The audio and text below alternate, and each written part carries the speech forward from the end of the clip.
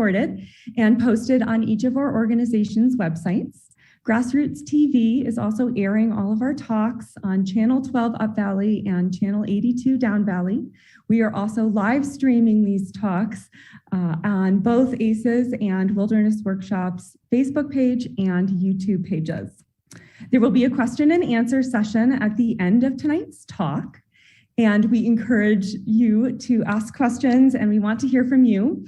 If you are joining via Zoom, you can use the Q&A box at the bottom of your screen. If you're joining through Facebook or YouTube, just put your questions in the chat box, and we'll make sure to read them as well. We would also love to thank our generous sponsors tonight. These businesses provide in-kind and financial donations which cover expenses and make these talks possible. Tonight's featured sponsor is Craig Ward of Aspen Snowmass Sotheby's. Thank you so much, Craig, for your support. The next virtual Naturalist Nights presentation will be live online in 2 weeks on Thursday, January 27th at 6 p.m. Dr. Cortland Kelly is a postdoctoral researcher in the Department of Soil and Crop Science at Colorado State University, and she will be presenting on soil carbon in Colorado agroecosystems, practice and promise. But for tonight, I'm going to turn this over to Chris Daniels of the Roaring Fork Audubon Society to introduce tonight's speaker. Thank you, Phoebe. Hi, everyone. I'm Chris Daniels from the Roaring Fork Audubon Society, and tonight we're very excited to have Scott Rashid here. Scott is the director of the Colorado Avian Research and Rehabilitation Institute, or CARRI, and as director, he creates and manages projects including researching Northern Pygmy-Owls, Northern Saw-whet Owls, barn owls, Northern Goshawks, rosy-finches, hummingbirds, and much, much more. And he also rehabilitates injured birds. Scott's also an artist with his own unique style. Hopefully we'll see some of that tonight. And he operates banding stations each fall targeting Sawet and Boreal Owls. So without further ado, I will turn it over to Scott. Scott, are you there? Yes, my video won't start though. It says I cannot, the host has stopped the video, it says. All right, well, hopefully our host can help. It says you cannot, there we go, start my video. Fantastic. Hey, Scott, I can see you and I can hear you. That's wonderful. I was saying that's much better. It's like I'm in real time. Where are you joining us from, Scott? Estes Park, Colorado. Fantastic. I saw folks from all over when Phoebe asked. I think we've got people from Vail, Chicago, Minnesota, Idaho. So you've got quite an audience here and well over 80 folks from what I've seen. So, look, I'll let you take it from here. Give me just 1 second here. I've got to, hold on just a second here.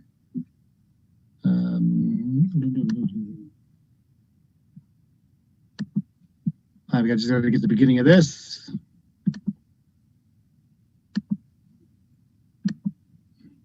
Okay. All right, here we go. Thanks, Scott. We're happy to have you here. Hold on. There's a, hold on.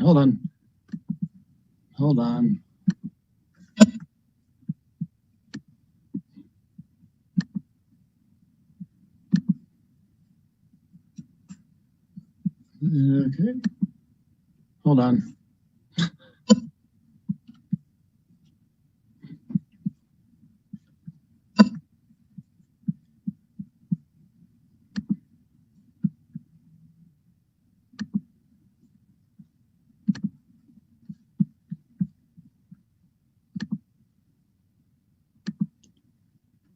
Can you guys see all that? Looks great. Perfect. You can see it. Great. Okay. Hello, everybody. My name is Scott Rashid. Again, I'm from Estes Park. What you're seeing on the screen is just the end results of much of my research. I've been working with birds for a number of years, and I like to create things that people can use to help them learn more about the birds themselves.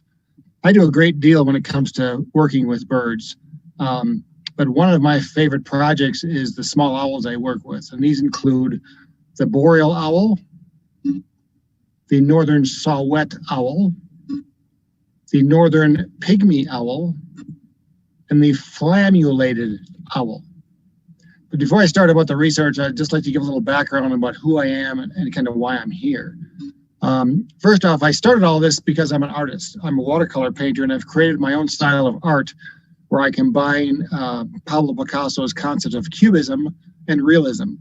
I like the concept of showing multiple views of an image in each painting, but I like my work to be realistic. And so I use 3 images per painting because 3 is an uneven number, and that often gives me a location within the painting to put a habitat scene to give the viewer an idea of what kind of habitat to find the bird in. And the birds, of course, all overlap. This is, of course, the western meadowlark. This is a Pherogenous hawk.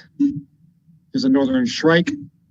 There's a red-winged blackbird, pileated woodpecker, Northern Pygmy-Owl. Also the director, as they said, of the Colorado Avian Research and Rehabilitation Institute, or CARRI for short. We do research on hummingbirds, crows and other corvids, Northern Saw-whet Owls, kestrels, rosy-finches, Northern Goshawks, Sawet Owls. Again, we operate banding stations to catch Sawet Owls and Boreal Owls. I also operate a banding station at the YMCA of the Rockies. It, as far as I understand, is the oldest, longest run banding station operated by a single person. This year will be my 22nd year banding birds there.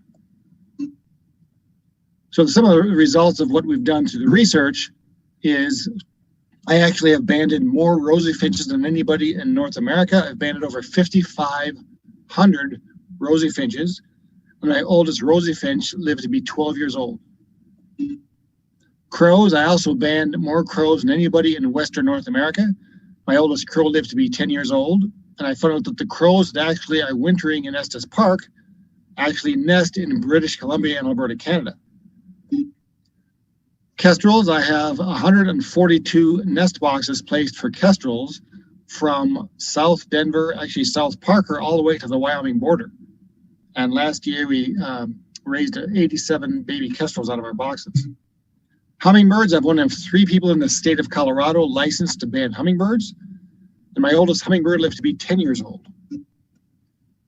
Again, Northern Saw-whet Owls, I have 140 nest boxes, exactly 100 nest boxes for Sawet Owls between Allen's Park and Drake.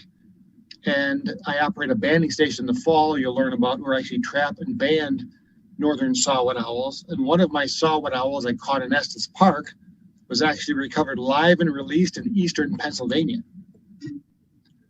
This is a rose-breasted grosbeak. Again, I operate a banding station at the YMCA, and this is one of the birds we captured at the YMCA during our banding sessions. And this is a photograph you'll learn more about in a few minutes of the first documented boreal owl nest in the history of Rocky Mountain National Park that I documented in 2019. These are some of the birds we work with. I'm going to show just a little more in detail of some of the species that I'm real fond of. First, of course, the Northern Goshawk. It's a very large woodland hawk that nests in the mountains here and also where you guys are. And so I research the birds. I look for nesting sites, territories. They'll start showing up usually in February and then return to their nest sites February and March. And then courtship will begin. That's with the male return to the site. He'll fly throughout his territory, vocalizing, calling for a female. And then this is one of the youngsters that fledged one of the nests that I watched. Long-eared owls, I actually had documented long-eared owls nesting in Longmont a few years ago. We put up nest baskets for long-eared owls because they do not build their nests. They need to use another structure of some type. So we put up these little baskets for them and had the birds use those and actually start nesting within these baskets. At one point, we had 2 of the only 3 known long-eared owl nests in Boulder County. We also build nest boxes for them as well that they will sometimes use. This is a little nestling long-eared owl. Barn owls, I've got 33 barn owl nest boxes placed from Chatfield Reservoir to Wellington.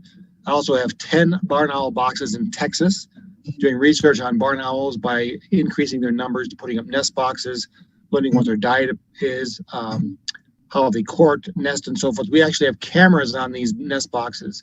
So if you look at our website, you'll start to see as the owls return this spring, anytime now, you'll start seeing the barn owls in our nest boxes, which is kind of a fun thing to watch. We watch them 24/7. The activity inside the box is pretty impressive to see. Also do work with great horned owls. I've been working with great horned owls, since the 80s. I've written a book about great horned owls. They nest in a variety of places. They feed on a massive amount of items, from essentially anything from insects to half-grown turkeys. This is one of the couple of the fledglings. This is one of the adult birds. Also rehabilitate birds. This is one of the great horned owls that I rehabilitated. And this is a photograph was taken just a few minutes before I let the bird go. But tonight I'm going to talk to you about what I call small mountain owls. And it's a series of birds I really enjoy. First, of course, is the Northern Pygmy-Owl.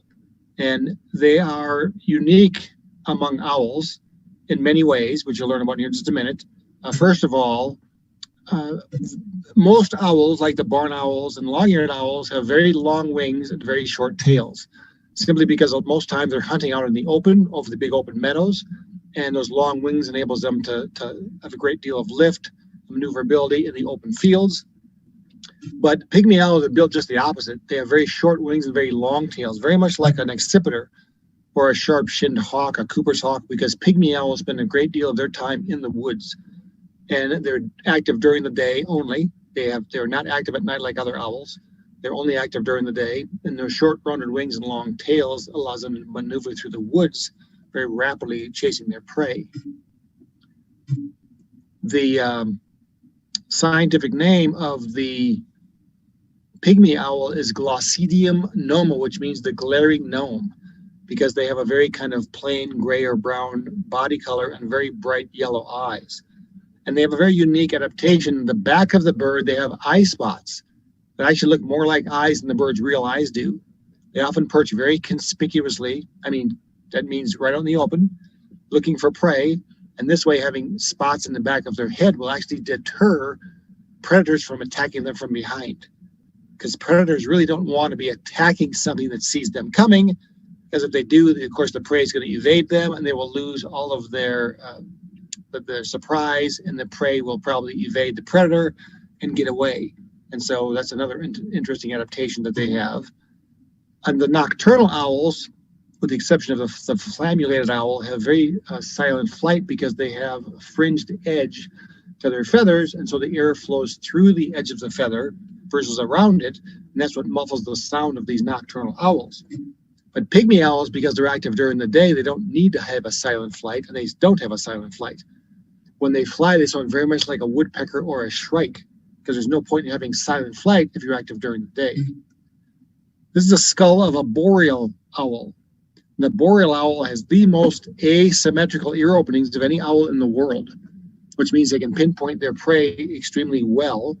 And the pygmy owl, on the other hand, has symmetrical ear openings like you and I, because pygmy owls locate their prey by sight. In other words, they locate their prey by visual cues versus audio cues.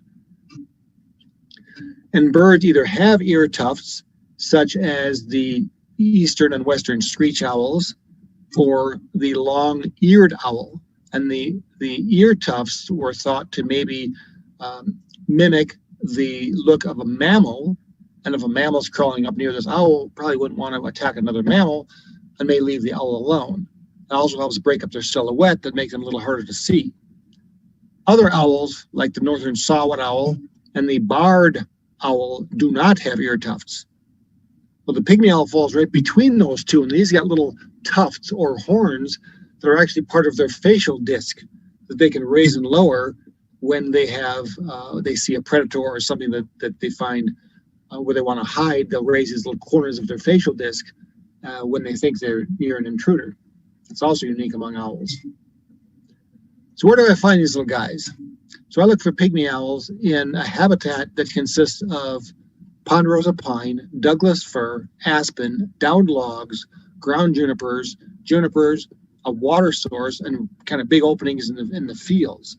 And that's where I find them. And it's the same habitat I find them in all over the mountains of Estes Park and the Rocky Mountain National Park, which is where I do my research. And here's a map of purple where they're found. They are a sedentary species, and if they do move a little bit, it may be slightly downhill or maybe to a little bit larger area than they will nest in, but they really don't migrate like other species do. And I started looking for these guys right about now. Courtship for these guys starts in mid-February and usually start nesting in late April. They have the longest courtship of any owl in North America. And these guys will perch right out in the open. They perch very conspicuously. In other words, they don't try to hide themselves. And so you'll see them perched on the edge of a dead branch. So they're easiest to find this time of year before the trees leaf out. And they will just sit as they're looking for prey this time of year. It can be both birds and voles or mice, because they do feed a little bit on insects, but not as often as one might think. And so that's why they can perch out in the open looking for voles. And also up here in the mountains, there's not many other avian predators around in their habitat, so they really don't have to worry about being attacked by a bigger predator. Their movements are very rapid.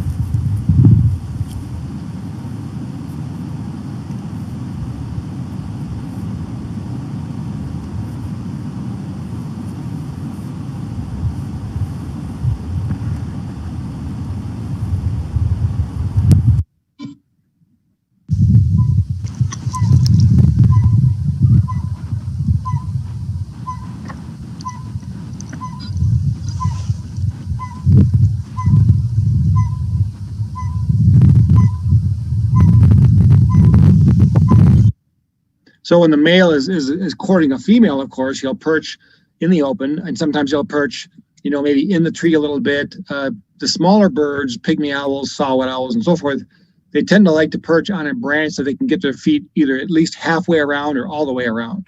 That way they can have a much tighter grip on the branch itself. Again, here's a picture of one during the day. They, again, perch very conspicuously out in the open as they vocalize for a female. And then as the female comes by, they'll often see them perched together. Sometimes, like in this picture, the lower bird is the male, because the male is more concerned about me and what I'm doing than the female is. And then once they really start liking each other, you'll see them perched side by side. And the female, of course, is the larger of the two. It's called reverse sexual dimorphism. You'll see by the photograph there that she's got blood on her bill, which means the male has just delivered food to her, gave her something to eat, and she has just eaten. And the amount of food the male brings the female during courtship has a direct correlation to the amount of eggs she's going to lay, because she has to make sure that the number of young she's going to raise, the male is going to be able to find enough food to feed both her, himself, and all the youngsters. So I have found 18 different nest sites of these birds over the years. And I always look for what I call a micro habitat, which is an area within their territory where the nest site's going to be. And it's often in the same type of habitat. It's on the edge of the woods, because they don't want to fly very far into the woods to deliver prey. And it's often in aspen, can be in other trees, but mostly in aspen. And it's in an area that has, again, spruce, fir, downed logs, and so forth. And here's a nest, the lowest nest I ever found, which was 11 feet 8 inches off the ground. And this photograph you're gonna see a couple times during this particular video or presentation, because the middle tree in that photograph, I actually had 3 different species of owls nesting in that same tree in different years. Again, just an example of their habitat. So the cavities themselves are, again, primarily in aspen. This is a nest I had in 98, 99. Here's one I had in 2000.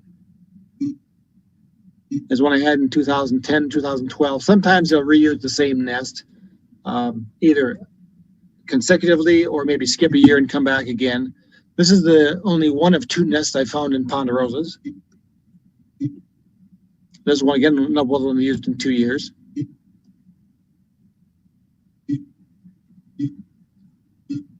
And this is the one they used again last year, 2 years ago. Last year, the male, unfortunately, was vocalizing in his territory for several weeks, and then he just stopped. And then a Cooper's hawk was seen in the territory, which makes me think the Cooper's hawk was able to capture and kill the Pygmy Owl, and that's why I didn't find a nest last year. What happens during the nesting cycle is after the female has accepted the male and the nest site, the male will then hunt for both the female and himself. and she just stays inside the nest. He will capture prey, usually eat a little part of it, and then deliver the rest of it to the female. So what do these guys eat? Well, they eat things like northern pocket gophers. They'll eat warblers and other birds. Even will take youngsters, nestling birds. They take chipmunks, voles, deer mice, and even some more unusual birds like horned larks. Now, how do I know this? How do I know this is what they feed upon? Well, very simply, this pygmy owl, the adult male, loves to go and raid bird nests and bring other birds to his nestlings. Because it's a lot easier taking a defenseless baby bird than it is trying to capture a bird that can maybe hurt him. This is a nestling baby robin that the pygmy owl took. This is a chipmunk. They love chipmunks.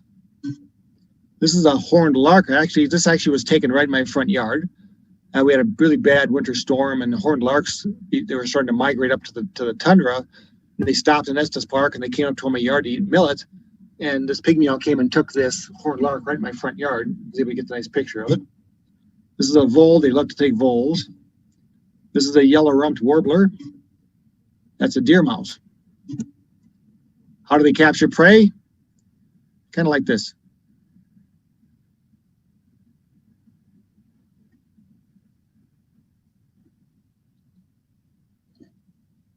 Don't worry, there's no sound to this video, so that's what they do. They're pretty amazing how you can see the eye spots again on the back of the bird's head as he turns around.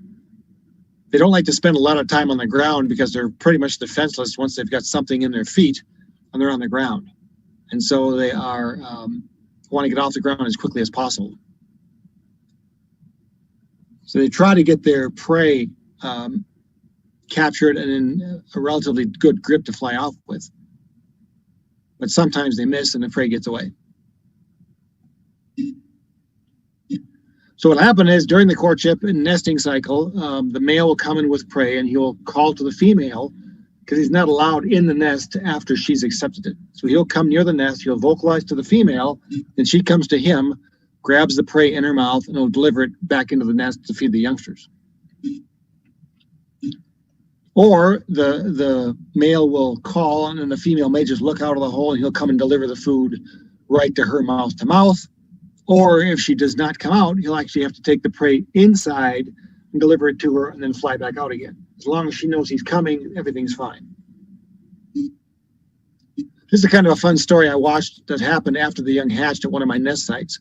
So the adult female was perched on this branch, just kind of looking around, resting. Then I heard a bunch of robins making this huge ruckus as they kind of flew in toward the nest. And then I noticed they chased a Cooper's hawk into right near the pygmy owl nest. And right away when the pygmy owl saw the Cooper's hawk, it did that. It got itself really thin and raised its little horns. Then as the Cooper's hawk flew by, it watched the Cooper's hawk fly away, being chased by the robins. Then it went back to the middle position and then just acted like nothing ever happened. It was kind of a cool little thing to get pictures of.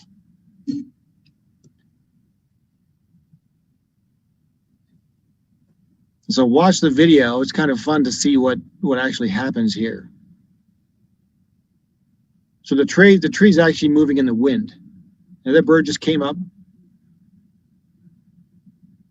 Everybody thinks that's a squirrel, but again, pygmy owls are only 7 inches long. That was a chipmunk that it delivered to its nestlings. So it usually takes about 3 weeks, and then the young start looking out of the nest. And this is a nest I had in 2013 with one of the youngsters looking out. And then they can look out anywhere from just a few days to a few, maybe a week or more before they jump out of the nest. And then sometimes you get 2 looking out of the nest at one time.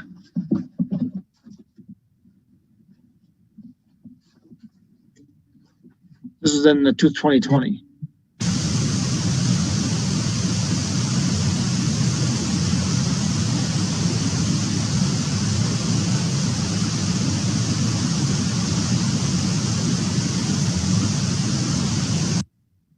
So what's neat about that is there's that fly. Gives you an idea how small that hole is, about 1 7/8 inches across. And that's how those little guys, the baby pygmy owls are so small, their head's about the size of a quarter. So I like to capture the adults whenever I can to identify who's nesting where. So I divided this little trap that I set up and then it caps the adult birds near the nest. And this is an adult male in my hand. There's a recently fledged bird, another male. So you can see how little they are. Again, they're only 7 inches from head to tail.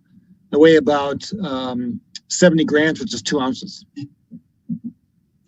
And to process them, of course, I check to make sure, look at the feather pattern, feather wear, put a band on the bird, check for any kind of molt patterns, take a picture or two, and then just let them go. We weigh the birds as well if we can, and so forth. And then the youngsters, again, they start looking out of the nest about 2 weeks, 3 weeks old. Then in about a month, you'll see them fledge. And then they jump out. I try to get there when they fledge because pygmy owls, because they're diurnal, will fledge first thing in the morning.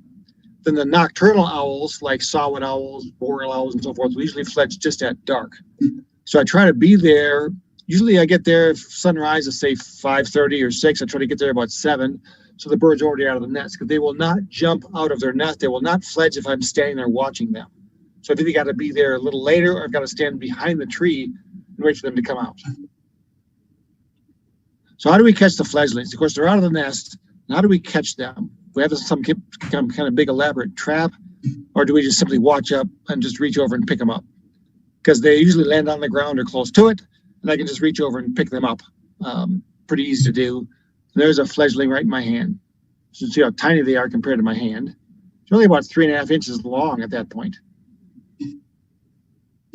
Then, of course, we band them as well, measure their little wing and tail and so forth. This is weighing one. So this guy's sitting on my scale. He weighs 58.1 grams. There's 28.35 grams per ounce. He weighs less than 2 ounces.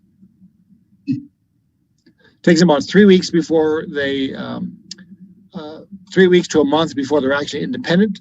This is a 3-week-old owl that's feeding on a chipmunk, but I think the parent probably killed a chipmunk and delivered to the youngster there. Now this is the Flammulated Owl. This Flammulated Owl is the smallest North American owl that has dark eyes. All the other small owls have yellow eyes. And it's called the Flammulated Owl because it has these flammulated or flaming or rusty scapular feathers. That's where the bird gets his name from. And the habitat is it's identical to the pygmy owl because, again, it's downed logs, aspen, ponderosa, Douglas fir, ground junipers, and so forth. And the nest for this particular bird was right here, right in the middle of that tree. A lot of times the flams like to have a branch right near the nest cavity because the male likes to land near the nest on a branch before he goes in to feed the female or the youngsters. Their habitat goes a little farther south than the pygmy owls do. All the birds in North America will actually migrate to Mexico for the wintertime. And then what happens is the male comes into a spot he likes, and he will start find a nest site he likes, and he'll start flying around the territory, vocalizing for a female. And then when she arrives, he'll take her to the nest, often sit inside, maybe deliver a moth or two for her, and feed her. And then hopefully she decides this guy's a pretty good guy. They'll fly throughout their territory. He will kind of show her where the territory is, kind of what he's picked. And then what they feed upon are pretty much entirely insects, moths, and other items, small flying insects, sometimes some ground nesting insects or beetles. And then once the nest is chosen, the female will be in the nest both day and night. And then she'll start laying her eggs. You can always tell when the eggs are laid because the male will be feeding the female about once a minute for the first couple hours after dark. And that goes on for about 3 or 4 nights after the eggs are laid. That way she can rejuvenate her calcium. And this is a nest I had in 2004. A lot of times little flam nests will be an older aspen cavity that has some type of dark warty substance around it. That way it seemingly helps the female remain more concealed if she's looking out of the hole. The nest I had in 2008. This is one I had in a dead ponderosa, but also the female is very well camouflaged. This is one I had last year in a beautiful aspen. So then this is the male. Again, he feeds the female during incubation. He feeds her very quickly and very rapidly the first 3 or 4 nights after the eggs are laid so she can rejuvenate her calcium. visits a few insects per hour he feeds her as she's just sitting there. As you can see, and every delivery he makes is one insect, and every delivery is in his mouth. So he'll capture this with usually sometimes his mouth, but primarily his feet. He'll deliver it from his mouth to his feet, from his feet to his mouth, and make delivery to the female while the insect in his mouth. He goes in, delivers it to her mouth to mouth, and exits head first. So, and after the eggs have hatched, of course, he'll be feeding. When the chicks get to anywhere from a couple days to a couple of weeks, depending on what the female feels like, she'll actually go and start hunting as well. Sometimes it'll be just the male hunting for the first week or two. Other times it could be the female hunting just after the chicks hatch. And you can see they'll come up, they'll land either on the nest or near it and then fly directly into it. But the food's always in their mouth when they deliver the food mouth to the chicks. Then the nestlings start looking out at about 3 weeks or so, depending on the depth of the cavity. And sometimes you'll get two of them looking out at the same time. And again, these holes are real little. They're, like I said, flicker cavities, which are less than 2 inches in diameter. And so the little ones, when they look out, can kind of fill the entire cavity with just their little heads. And then again, they fledge at about 30 days or so. Usually, then these guys fledge just at dark. If there's two owlets, a lot of times they'll fledge the same night. Other times, if there's only two owlets, they'll fledge one this day and then one tonight, one tomorrow night. If there's three or more owlets, it may take over a 2 or 3 night for them to fledge. Others will both fledge the same night. There's really no rhyme or reason to why they fledge or when they fledge. But here you can see two little owlets sitting pretty close to each other. And to catch these little guys, it's the same way. I just reach up and pick them up. Because a lot of times they're only just a few inches off the ground. So I can just reach over and pick them up. And you can see this little guy is physically standing on my hand. I'm not holding him. This is a wild owl. The only thing it's ever seen in its lifetime is its mom and me. Mom and dad and me, of course. And so when I capture them, I can band them and then put them in a nice safe place. And again, they sit on my finger. And they're really a very weak little owl. They can't even break my skin. Their feet aren't strong enough to break the skin because they're only catching are insects. So once they fledge, this is what they look like the night they fledge. And then it takes them about a month to go from they molt, actually, they'll grow their contour feathers over their down feathers. So it takes about a month for them to go from juvenile to adult plumage.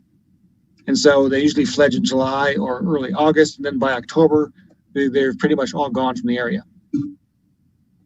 The Northern Saw-whet Owl is so named because one of its calls sounds like someone sharpening a saw on a whetstone. And the scientific name of this bird is Aegoleus acaticus. Aegoleus means a type of owl, and acaticus because one of the first specimens was actually found near Acadia, New York. And so their habitat, again, is identical to the flam and the pygmy because I've actually there's that photograph again you saw. So in 1998 and 1999, I had a pygmy owl nest in that tree, the middle tree there.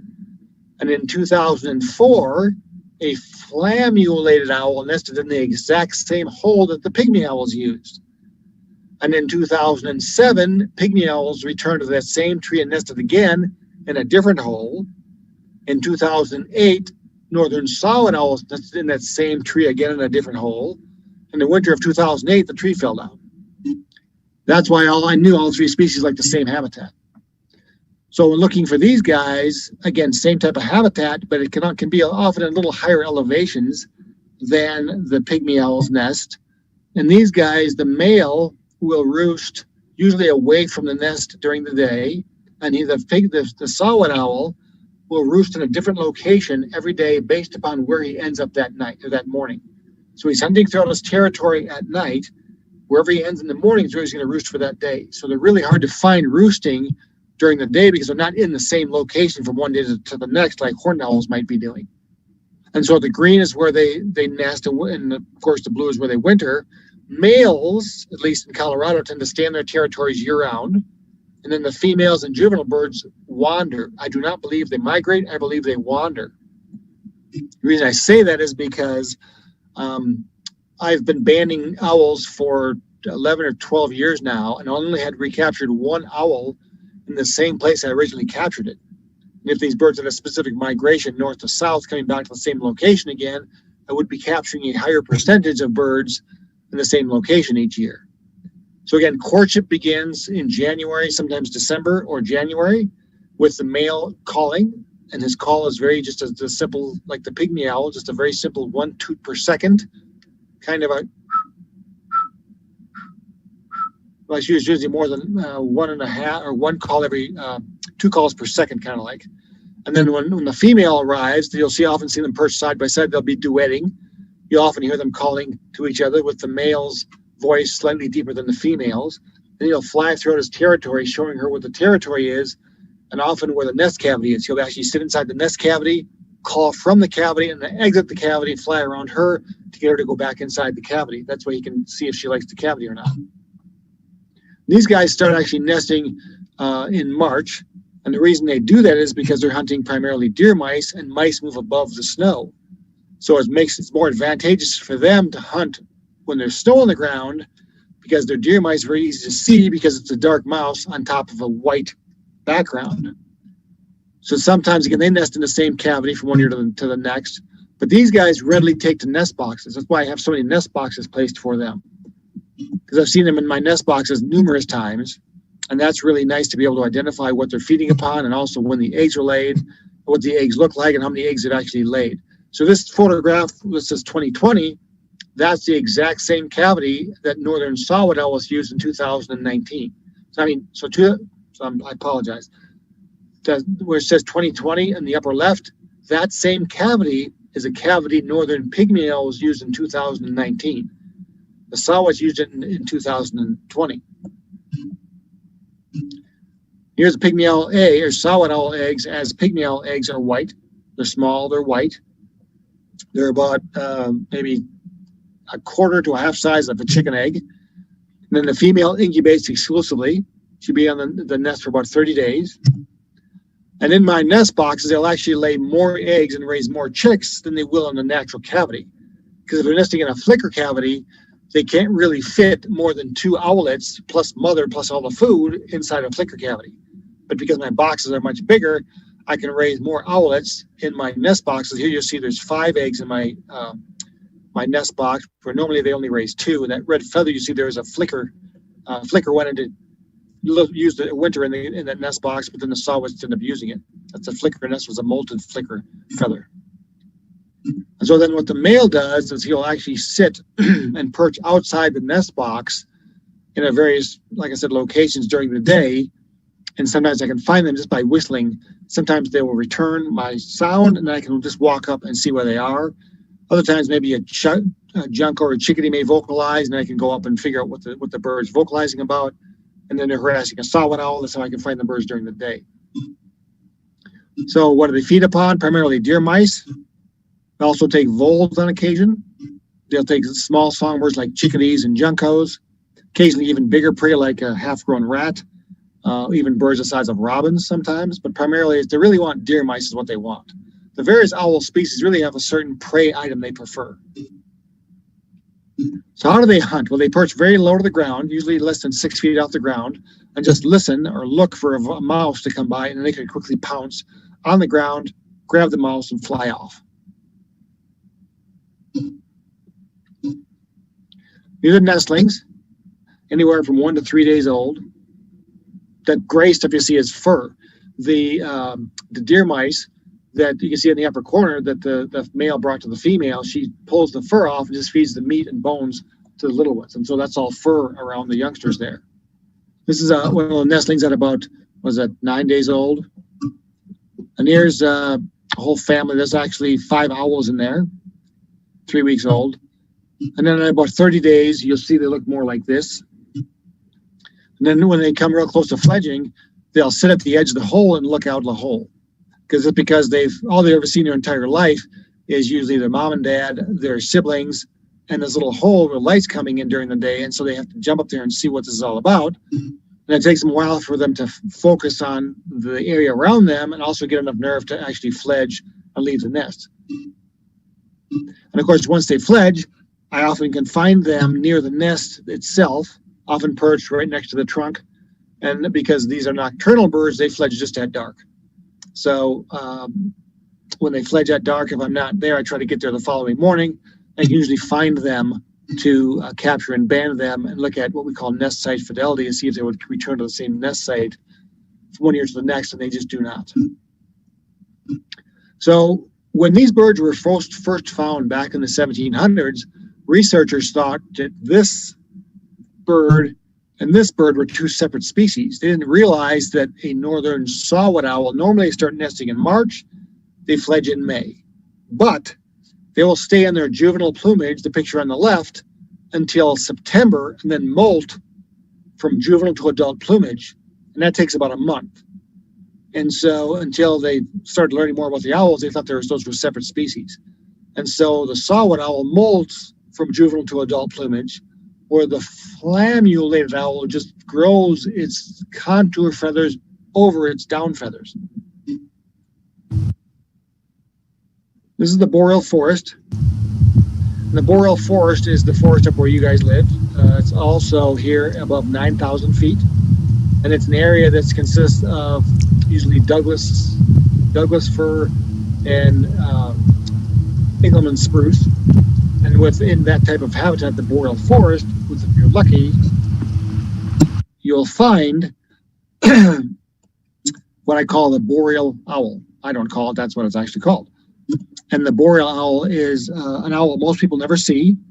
Most birders have the Boreal Owl on their life list as herd only, simply because they're a really hard bird to locate. Because when they start vocalizing in usually February and March, they're in areas that can be, up to 6 feet of snow, so getting to them can be extremely difficult. So most people can hear them in the spring vocalizing, but very few people have actually seen them. And so if you look at the range of the Boreal Owl, you see that they're actually in Colorado, New Mexico, Washington State, Oregon, and so forth. This bird has a very unique history in Colorado. Historically, the bird was only found, it's considered a winter visitor in the lower 48 states until a couple of researchers from Fort Collins, CSU, named Dr. Ron Ryder and Dave Palmer, started researching those birds and found them up at Cameron Pass, northwest of Fort Collins, and actually documented the first nesting pair of Boreal owls, I believe 1977 or 78. So that bird has a really unique history. And some of their students went to other parts of the West and found them nesting in other parts of the West. And that's how the bird, now the range map is what it is, based upon the research started in Fort Collins. And these guys nest in cavities as well. This photograph you're seeing here is the first documented nest of a Boreal owl in the history of Rocky Mountain National Park. This is the male who is roosting in the cavity during the day. And this is the female once she accepted him in the cavity at night. And I could tell male from female based upon the amount of white in the upper corners of their facial disc. You see the picture on the left, the male has much more white than the female on the right does. So this is what the male both sounds like and looks like when he's vocalizing.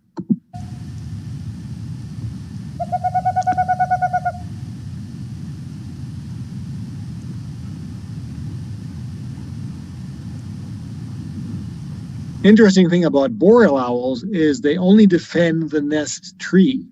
They don't defend the territory. So if you can find any vocalizing, you're not going to be very far from the nest itself. Now, the next video you're going to see, you're going to hear the male and female calling. You're going to hear that call you just heard, which is the male, and you hear kind of a tss, that's the female calling.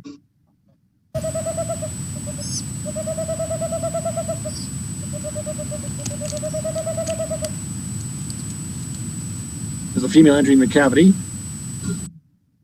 And you can tell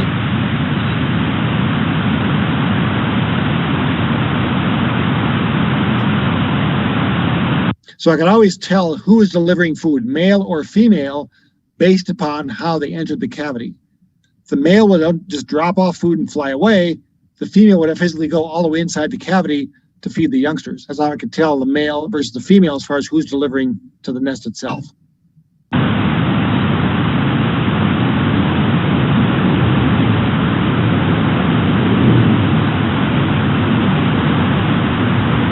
So there's the difference. The female goes inside, the male just drops off and leaves.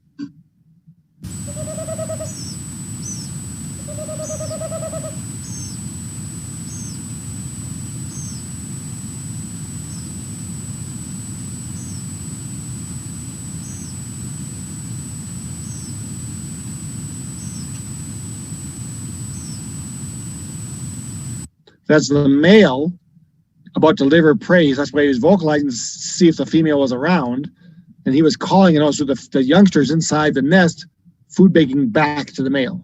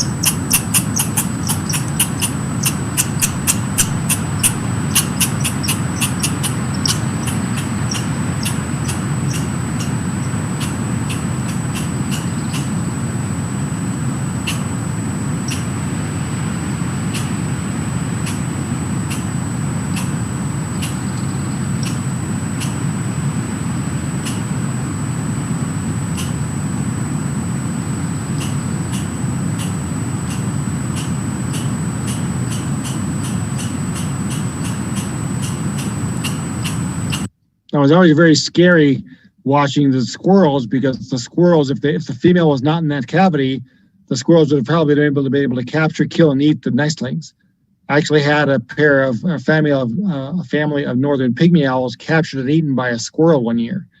So it's always I'm glad that the female Boreal Owl was in the cavity so that the squirrel couldn't eat the youngsters.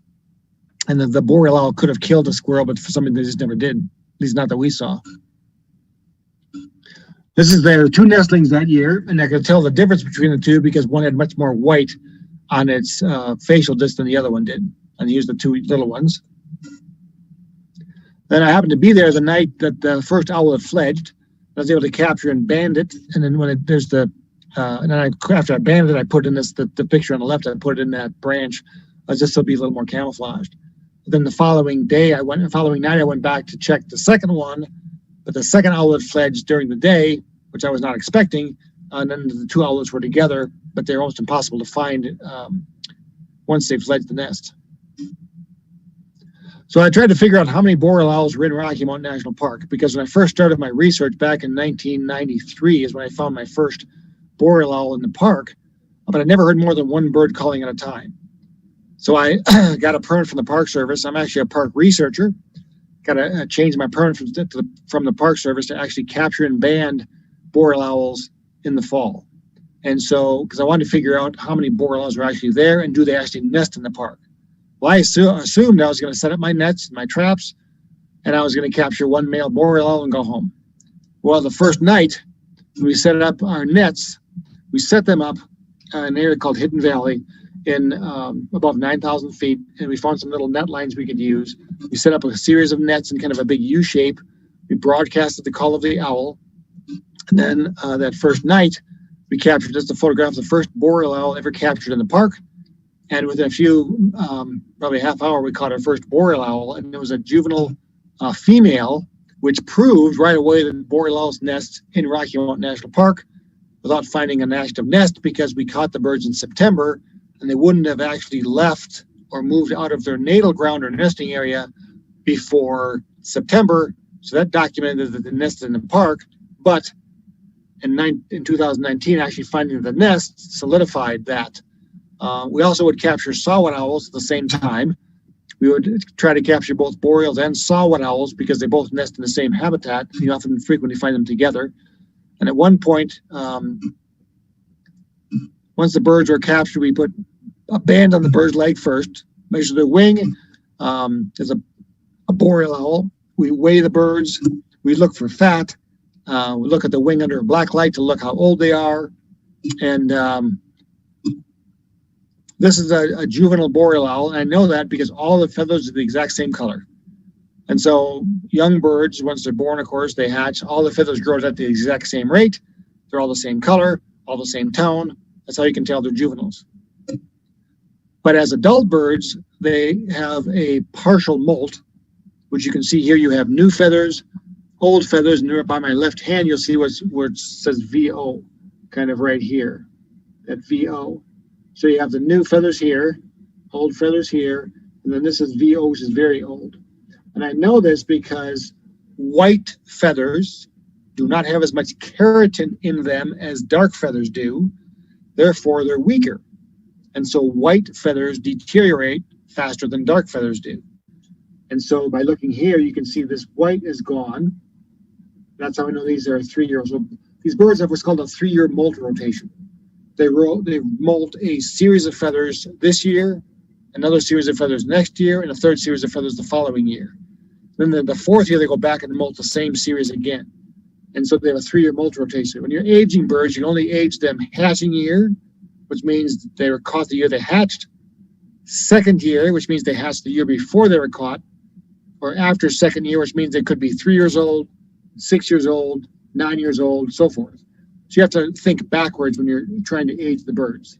And what really helps is to look at the bird's wing under a black light. And what that does, it allows the porphins, or blood stains essentially, to reflect back pink looking at a black light. And because looking at this bird, all the feathers are pink, this tells me this bird was born the year it was captured. Now this photograph has both pink feathers and blue feathers, which means this bird was captured the year after it hatched. So this bird would be a 2nd-year bird. And then this bird, you see there's 3 different layers of pink. Some pink goes almost down to the edge of the feather. Some pink goes halfway down the feather, and then some feathers are blue. So this bird would be an after 2nd-year bird, or 3-year, 6-year, 9-year, or whatever it is. So that's how we age the birds using the black light. One night, I actually was able to capture a boreal and a Sawet owl together. The boreal owl on the left, that's Aeolus phanarius. Aeolus phanarius means a type of owl, and phanarius because the call sounds like a funeral-like or deafening, and that's where the bird gets its scientific name from. On the right, Aeolus acaticus, again because Aeolus is a type of owl. Acaticus because one of the first specimens was found near Acadia, New York. The bird on the boreal owl is an adult female, and the Sawet owl is an adult male. So you can see the big size difference between the two. And so once the birds are processed, they're just put on a branch and released back into the wild again. So I like to talk a little bit, because I do bird rehabilitation as well as the bird banding. I like to talk just a little bit about some of the problems these birds run into. A lot of birds, believe it or not, owls actually crash into windows at night, just like songbirds crash into windows during the day. This is a little guy that was hit by a car, and he had a broken wing, and he lost his left eye, and he was unreleasable, so he spent the rest of his life at the Birds of Prey Foundation in Broomfield. Because Sawet owls migrate relatively low to the ground, they run the risk of getting hit by cars, which this one did.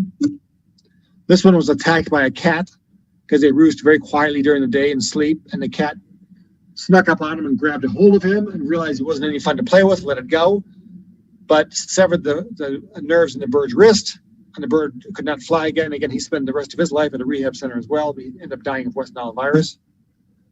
This is a Northern Pygmy-Owl. They often hunt near homes during the day, especially in the winter, as they hunt near bird feeders. This guy crashed into a window, had a bit of a headache, but he was released.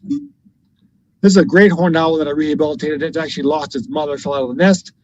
And so because he lost its mother, I gave him a little feather duster. He would hide under the feather duster, and I put a heating pad underneath him so he could feel the warmth of what he thought was his mother. He would come out, I'd hand feed him, he'd go back underneath the feather duster. And as he got a few weeks older and started talking to me, hooting to me, I knew it was time to take him to a rehabilitation center where he could be raised by an adult female horned owl and learn to be a horned owl versus to be raised by me and be imprinted on people. He was a sharp-shinned hawk that was chasing a robin, hit a window. The robin died, but the sharp-shinned had a headache. And then I rehabilitated him and let him go as well. So what can we do to help these little guys? Well, first thing we can do, and the biggest thing that we do, is we build nest boxes for them. Again, I've got 100 nest boxes for Sawet owls, 140 boxes for kestrels, and so forth. And that's a good way to help these birds nest in a safe location. And I have volunteers help both build the boxes and hang the boxes for me. And then when I find birds in my nest boxes, I often have groups come over and watch the process so they can, number one, see these owls up close, learn about the research and the conservation of the birds, see them all in real time, and then, of course, put the birds back in their nest boxes. And in the fall, when I have my banding station set up, we capture the owls in the fall. and then volunteers come out, and also paid guests come out, and that's how we raise money for the project, because we have live cameras on the nests. We watch these birds in real time, and that's how we can take the birds out of the nets quickly and so forth. And then I also have other people learn how to band the birds, learn the process. That way we can create more banding stations and learn more about these owls as they migrate in the fall. So again, I'm director of the Colorado Avian Research and Rehabilitation Institute, or CARRI, and we have a store. And if you look at our store and our website, you can find all kinds of fun stuff. You'll see all of our books. You'll see original art. We have face masks, of course, because of the COVID, with my artwork on it. You can buy prints of all kinds. We can buy t-shirts. You can buy hats. You can buy duvet covers, shower curtains, all kinds of stuff. And all the money goes right back to help us with our research and rehabilitation of the birds. Again, we have, I've got 6 books I've written. I've got a beautiful book, Sawet Owl, just on Northern Saw-whet Owls alone. You can get the books either on Amazon or through us at the CARRI store. I know I told you guys tons of information, but if you guys have any questions, I'm happy to make up answers for you. And thank you all for attending, and I'll answer any questions you guys might have. Thank you so much, Scott. Wow, owls are one of my favorite animals, and it's always a pleasure of learning so much about these very powerful small creatures. Please type in your questions to the Q&A box down at the bottom of the screen. And we have time just for a few questions. And then if there are, we'll try to get those answered as well. I'm going to ask just the first question, just some clarification from, do pygmy owls make their own nest holes or occupy abandoned nests?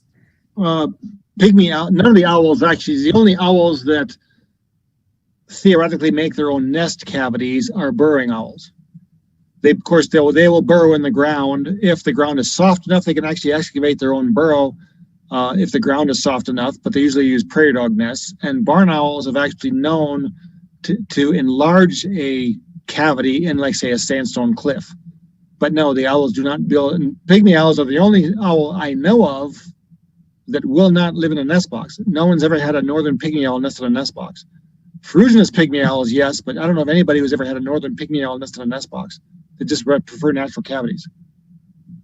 Wonderful. Thank you so much. Here's another question from one of our ACES naturalists, Kathleen. How long will parent owls continue feeding their owlets after they've fledged?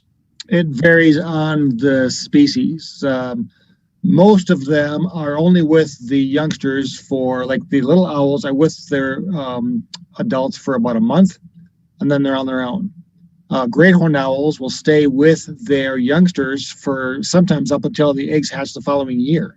That's why there's so many great horned owls, because the parents are great providers and great parents, and they can allow the kids to stay with them until the following nesting season, at which time they become competition.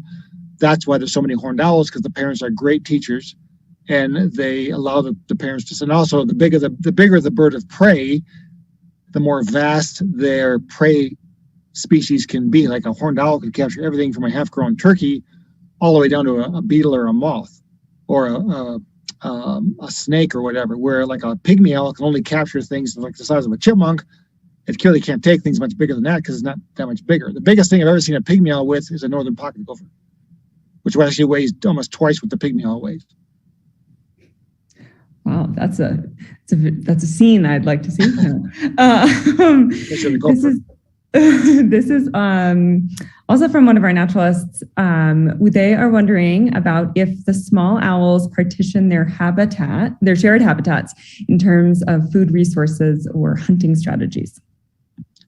What's really interesting is the reason that numerous times I've had pygmy owls and saw-whet owls nesting a few yards apart at the exact same time.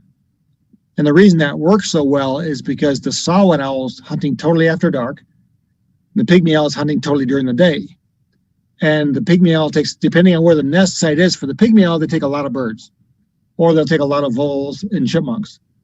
Where the saw-whet owl can hunt in the same habitat, but they're hunting mostly deer mice, and deer mice are active after dark, where the voles are active during the day. So Sawet owls start nesting when there's snow on the ground on purpose, because that's when the deer mice are easier to capture. Pygmy owls nest after the snow's gone on purpose because they need to capture voles, and voles are moving under the snow, so you got to wait till the snow's gone. So they get, and then the flams, if they're nesting in the same habitat, are feeding on insects. So there's literally no competition between the three species.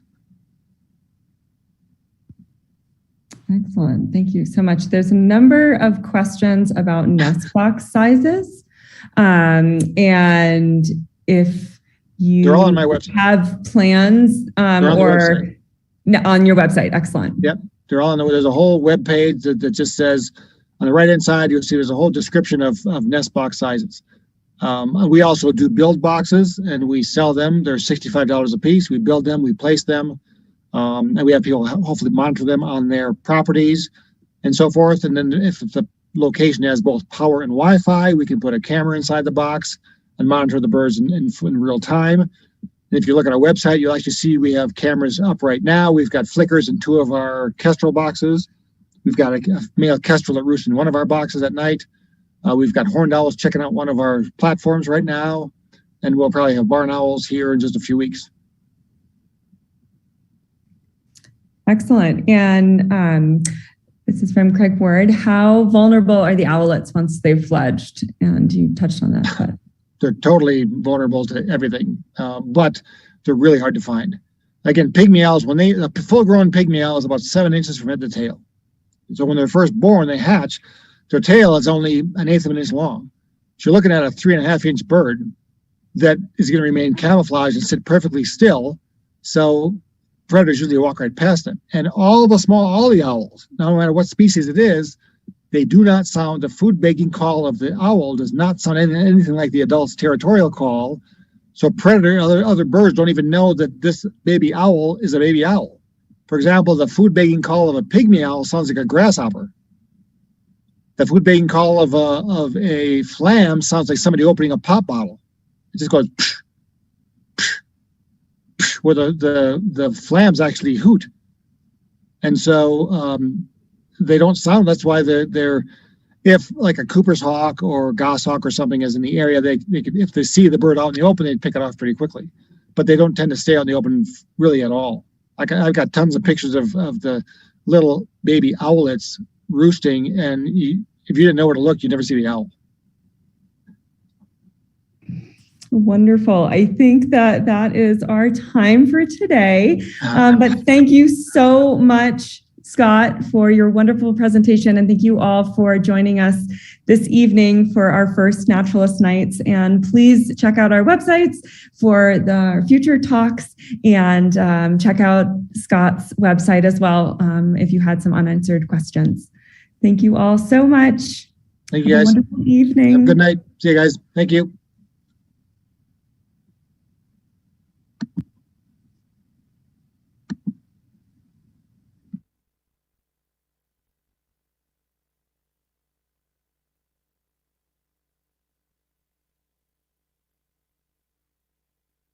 Recording